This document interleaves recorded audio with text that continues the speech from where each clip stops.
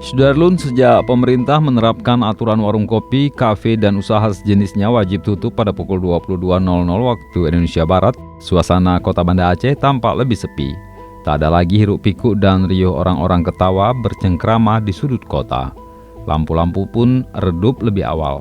Pasalnya, Banda Aceh yang dikenal sebagai kota 1000 warung kopi ini, geliat kehidupan malamnya memang ditopang oleh warung kopi hingga penjajah sate matang.